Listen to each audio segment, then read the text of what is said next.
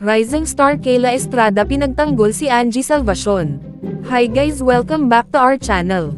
Napag-usapan nga natin sa ating previous vlog ang tungkol sa hit serye na Linlang. Every episode nga ng palabas ay kabang-abang talaga at top trending hindi lang sa Pilipinas kung hindi sa ibang bansa rin. Napag-usapan nga rin natin na usap-usapan ang performance ng baguhan na aktres na si Angie Salvacion. Hindi nga nagustuhan ng netizens ang kanyang performance dahil parang prinapractice lang daw umano ang sinasabi at hindi daw ito magaling. Pagkatapos nga ng journey ni Angie Salvacion sa Pinoy Big Brother ay naging host at singer muna ito at ito ang kanyang kauna-unahan na project bilang aktres. Marami din naman nagpakita ng suporta kay Angie at pinagtanggol din siya ng director ng Linlang na si Direk Jojo dahil first timer nga ito. Ngayon naman ay top trending din ang isa sa baguhan na aktres na si Kayla Estrada, ang anak ni Janice de Belen at John Estrada. Sumisikat na nga ang dalaga at talagang puro papuri ang natatanggap niya sa ating mga kababayan dahil sa kanyang magandang performance sa Linlang. Very thankful nga ang dalaga at ang sabi niya naiiyak siya sa mga praises na natatanggap niya.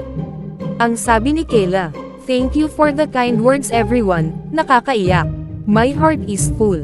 Natanong naman si Kayla tungkol sa mga bumabatikos kay Angie Salvacion at may pakiusap ito sa mga nagbabash kay Angie.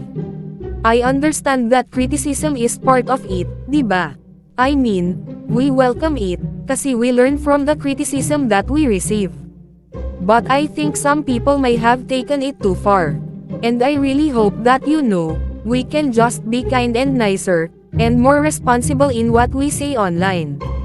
Tama nga naman si Kayla dahil hindi natin alam kung paano ito matetake ni Angie. Concern lang din si Kayla sa mental health ng dalaga. Nagpakita rin ng suporta si Christian Bablay at nag-encourage kay Angie. "I am excited for you to unleash the brilliant actress in you. For as long as you admit there's a huge room for improvement, okay na yon. The rest ingay lang. Please never give up on learning your craft.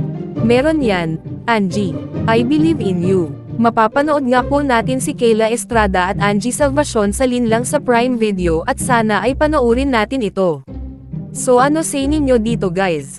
Comment your thoughts below and don't forget to subscribe to our channel.